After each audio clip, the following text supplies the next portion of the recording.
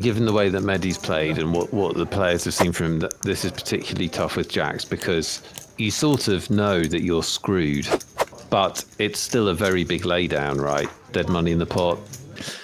Let's see if Gabor can wriggle out of this or if Mehdi's going to double up.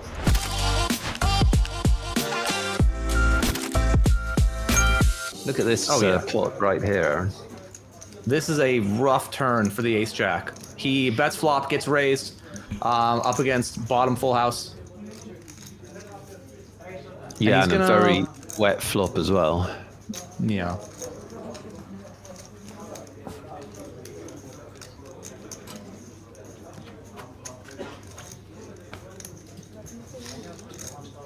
He's definitely not going anywhere.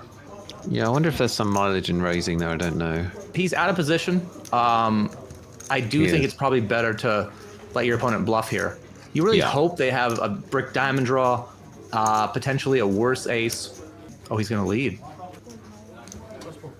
Wait, did the fives just call? Yeah. Okay. So he ends up saving some money by leading. Yeah. And fives just call the end. Very quickly, too. And right here, it's a real rough spot for Ian. He 4-bets jacks. The 3-better, unfortunately for him, has kings. But Ian's a pretty savvy player. And you can see him staring down the button here. Button versus big blind, and Cipriani has been aggressive. He has made 3-bets and stuff like that. So it's not like Ian can automatically say, well, this is aces, kings only. No, he picks a size where he's committed, I think. But I think what might save Ian here is it was a raised pot before it got to the button. So it's not just a classic button big blind spot, otherwise where I would probably go broke a lot. The button 3-bet, an opener, Ian 4, and now he 5s. Your reads are really important here. And I don't think there's a wrong play. Like really, that's what it comes down to. Do you think your opponent's bluffing enough? Great. Ian's going to call. Interesting. There's a lot of flops that I wouldn't know what to do on. I'm not going to lie to you, Aaron. In this specific flop. I think he's hoping for a 10-high board or less. Uh-oh. Yeah, that's not a good flop for Ian, obviously. Cipriani's the guy that sized down that bet size that we both liked when he made the flush against Andre. So I could see him doing something funky here to try and get action. Yeah, I know he has under a pot size bet left, and people like to just shove when they have that. No, he does shove. Okay.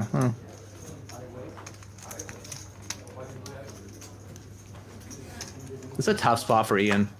Pretty tough. I don't know how you flat pre and then get away from this board, but the way he's holding his cards.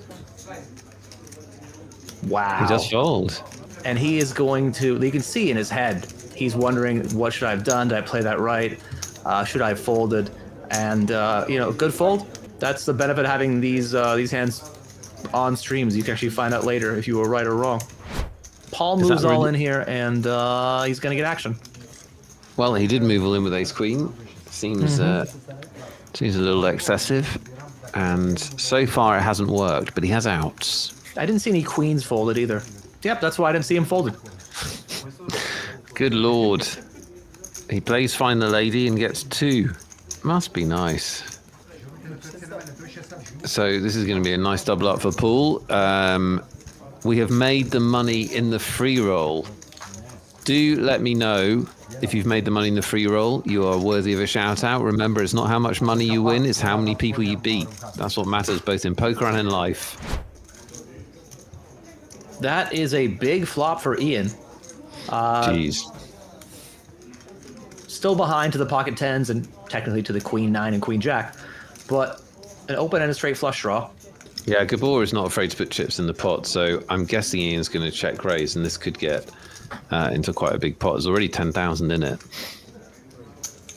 I can definitely understand the reasoning of why you want to bet here with your tens, but 5-handed, there aren't many boards you want to bet on. Like this sort of texture anyway, like he's not going to have that many hands that want to bet here. I wouldn't have hated a check back, just because when you get check raised here, unless you have a 6, you feel pretty bad.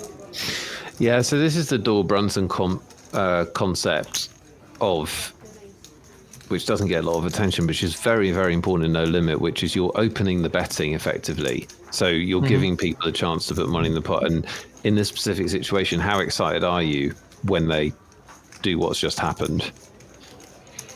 When they check raise, you know, how in love with your tens are you? Exactly. I made the comment to one of my moderators the other day that if you're in a spot where you bet and then someone raises you and you're going to puke with all your range, you probably shouldn't bet. Yeah. That's exactly right. So he does make the call. We got 34,500. This is one of the bigger pots we've seen. And Ian blanks the turn. As always happens 100% of the time with straight flush, open-ended straight flush draws. Everyone knows that. Always a blank on the turn. Ian ends up checking the turn here. He gets a free one. Yeah. And makes a straight on the river. It's... whether it was the right decision or not, he's definitely going to regret that check. He probably would have folded to a shove, but... How much? Oh, sorry, he's got a bit more than I thought, actually. He's got 20, yeah, he probably would have folded to a shove. Now this is a bit gross for the tens, isn't it? Yeah. It is, because the hands you expect someone to traditionally bluff with here would be a diamond draw on the flop, and it's not great when you block that, right, with the 10 of diamonds. Ian is capable of getting out of line here.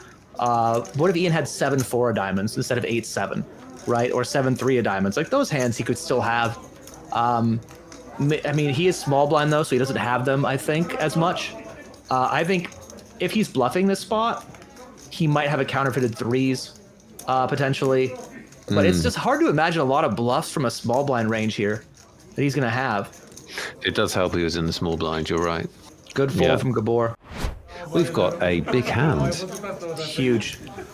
Not big stacks, though, unfortunately, for you action fiends. Gabor starts the hand with around 19,000. That's a tough spot for the jacks. They have 14K behind. A lot of people just go with it here. But this is where your reads come into play. And not the whole stare them down, stare a hole through them. It's just, how do they play? Right. Would they have ace 10 here? Would they have pocket eights? Or am I just up against it always? I mean, given the way that Mehdi's played and what the players have seen from him, this is particularly tough with jacks, because you sort of know that you're screwed, but it's still a very big laydown, right? Because, you know, it's a very big laydown, dead money in the pot. Let's see if Gabor can wriggle out of this, or if Mehdi's going to double up. I haven't seen any jacks folded. Not amazing to have two outs, but that's where Gabor finds himself. Vezi că ne-ar dragi să putea să ia mai... N-ai văzut regare niciodată. Can't find it. Gabor is eliminated. He can rebuy if he'd like, but he will leave our stream table. Mehdi knocks out a player. That's only our second elimination today.